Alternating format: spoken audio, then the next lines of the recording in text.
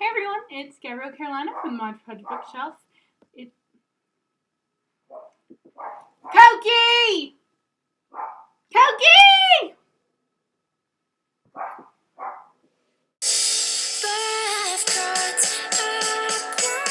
Why don't you be the artist? I'll make me out of clay. Why don't you be the writer and decide the words I say?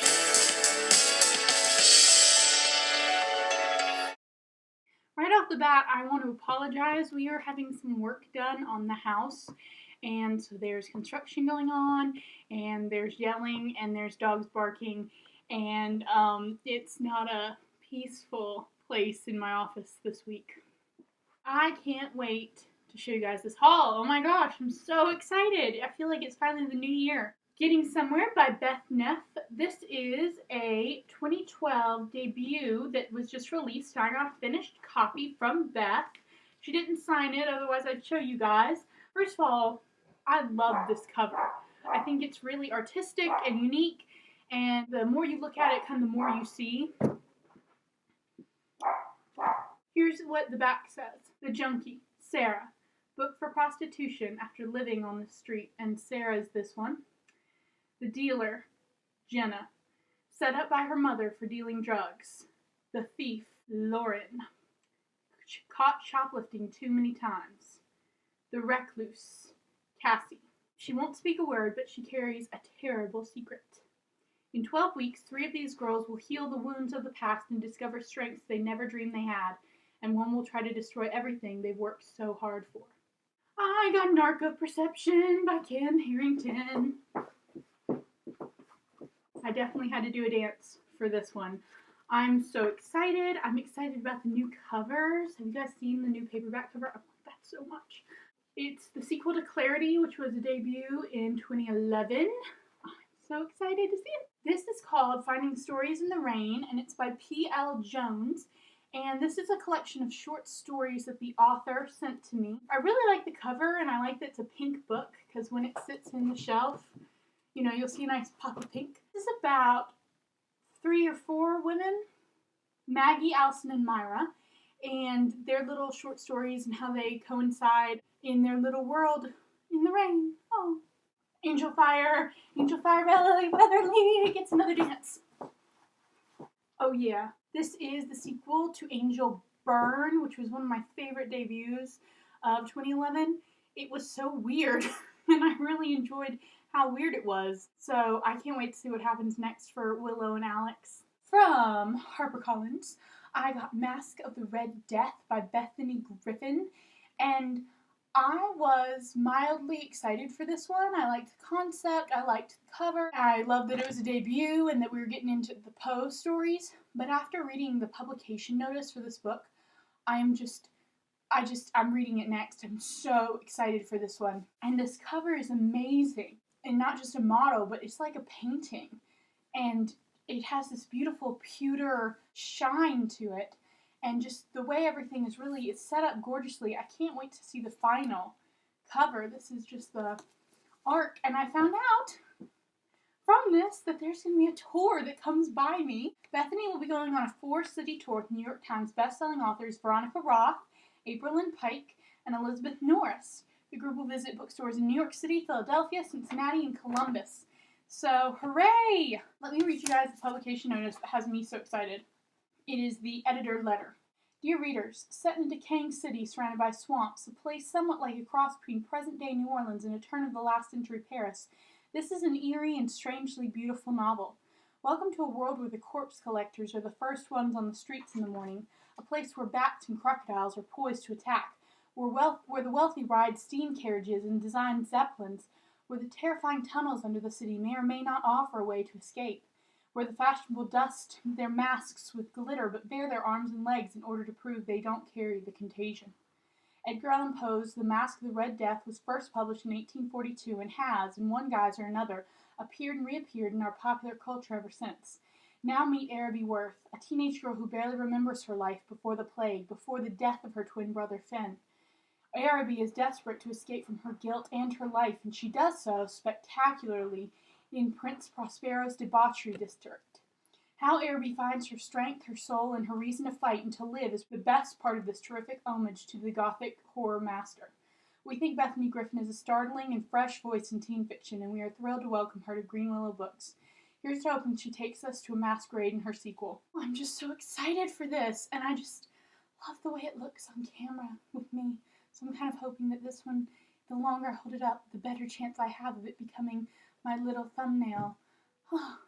I got 2 books from Harlequin this week. I got Touch of Power by Maria Snyder, and I got Saving June by Hannah Harrington. I've heard that this is both people's least favorite and favorite Maria Snyder novel. So, I can't decide if I should start with this one or Inside Out. So you guys tell me. I have Inside Out and Outside In, and they're both signed.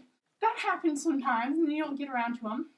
Saving June was a debut late last year, and it's about a girl who is grieving from her sister's suicide.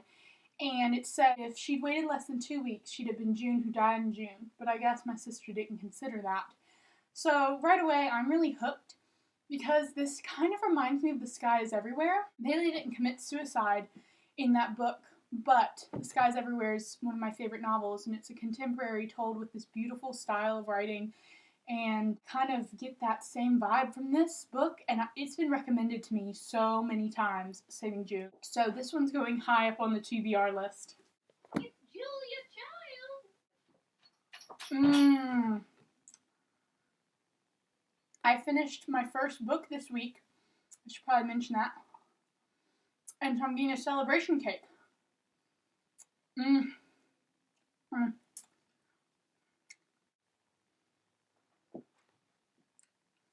me tell you guys the story, okay? So I was writing this one book, and I was writing it for about 1.5 years, and went through 2 drafts. Then I started writing this other book. Got it right the first time and finished it in 4 months, which happened the other night. So I started 4 months ago.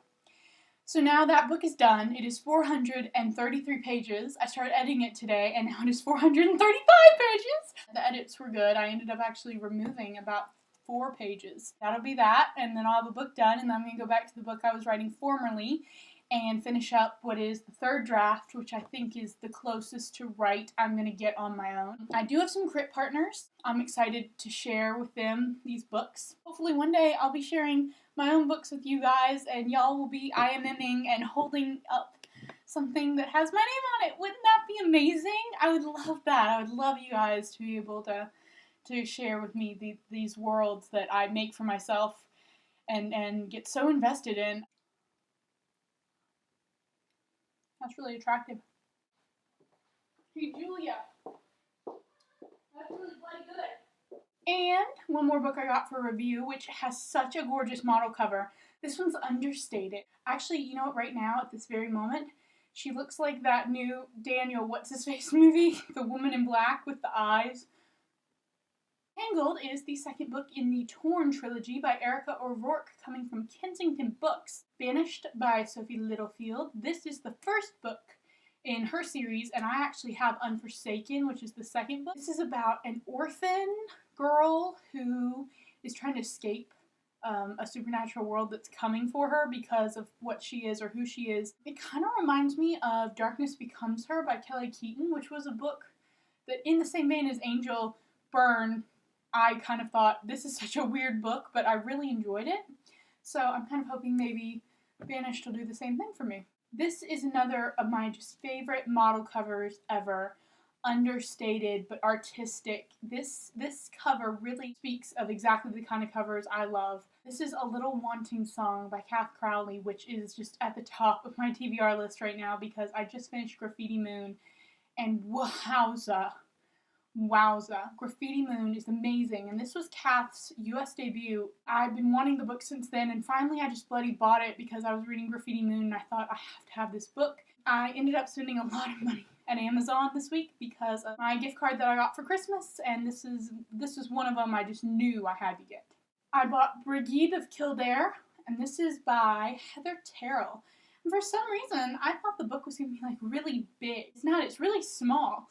Not only is it skinny, but it's actually small. Another one of those books I've been dying to get in the same vein as A Little Wanting Song is Five Flavors of Dumb by Anthony John. Got that right. Five Flavors of Dumb is about music. It's a contemporary, and I've heard it's hard-hitting, which are my 3 favorite things. Ooh, I got a bookmark. This is about a girl named Piper, and she's being given the chance to manage her local, like, it's going to blow up, this band, it's going to be huge. Problem is that she's deaf. And if you don't know, dumb is another word for deaf. And so it's called The Five Flavors of Dumb, which I think happens to end up the band's name. I'm looking forward to reading this one as I edit my own book. That should tell you something. I got Fall by Colin McAdams, and this is actually the Canadian cover of this book. And I'm not happy because I don't like the Canadian cover. I like the US cover. Thank you very much. The story starts out with basically a sex scene, and it's written like this. That's right. No type. No paragraphs, really. No quotes. No he said, she said. And maybe that's going to be artistic, and I'm reading Blood Red Road right now. I'm reading Blood Red Road right now by Moira Young. And it's told in that kind of artistic, no quotes, written as it sound, like phonetic. And it's amazing. If I weren't reading that and loving it, I probably would be more reticent to pick this one up. But now I'm going to be willing to give it a chance. Wasn't expecting that when I opened it up. I should have read the reviews a little more carefully, but maybe, you know, it's a good thing I didn't. Maybe I'll end up loving it. Another book I bought because of blogger recommendation is Nevermore by Kelly Cray, which was a debut in 2010, I think. Katie from Katie's Book Blog, who is one of my Totally Book-Obsessed soul sisters, and Anna Isley from Squeaky Books, who is just one of my soul sisters in general. They both have been telling me to read this book. And it's huge. Oh my god. It is so big. Let me just comparatively show you guys. Here's Brigade of Kildare. And there's Nevermore. You could fit like 4 brigades into Nevermore. Nevermore is another Poe story. So I see that Poe is kind of becoming a new trend. Maybe Kelly will be able to say that she started it. I bought Heartbreak River by Trisha Mills in honor of the fact that Trisha has been so inspiring to me on Facebook these past couple weeks, because every day she says, oh, I wrote so many pages today, and it's another little YA romance that I'm so can't wait for because I love Trisha. And finally, I bought myself Harmonic Feedback by Tara Kelly, which this is one of my just favorite novels. This is, if I met Tara, I would start crying. I love this book. I love, love, love this book. I connected so strongly with Drea and loved Justin and felt the way she feels. She draws you in as a narrator and does not let go. If you have not read a Tara Kelly book, I beg of you to start with Harmonic Feedback and then go to Amplified. I didn't quite connect the same with Amplified, and that's not to say that I think it was a bad book. I just was so blown away with Harmonic Feedback, and I wanted to go back there, but I'm kind of learning through rereading some of my favorite novels is that the only way to recreate what you felt the first time you read a book is to read it again. But you're going to feel differently that second time. You're going to love it a little more. So this one is hitting my read again shelf like mad. I mean, I'm going to pick this one up again very soon, and I'm just so happy. I'm going to have it on my bookshelf. Amazing week. I love you all. I feel so very strongly about that. I'm just having a good week, even with the construction everywhere and the rain all the time. There's chocolate. I'm good. You guys, I'm such a spaz. I completely forgot. I got new business cards, and on the back is my quote. It says, I love books that break the heart and mend the soul. It's got my author picture on it. Ah! And then we've got my photography. That's the back banner of this book blog. Ah! I don't know why I did that. Make me out of you, be the writer inside the words I say. Hey everyone, it's Gabrielle Carolina, and you're back in my mailbox. Rats. Shh. You want me on camera? You want me on the camera? You want me on camera? This is the nut job that has been barking. Nut job. Nut job. Look at her. Look at her. Doesn't she look like a nut job? She's such a nut job. You're a nut job.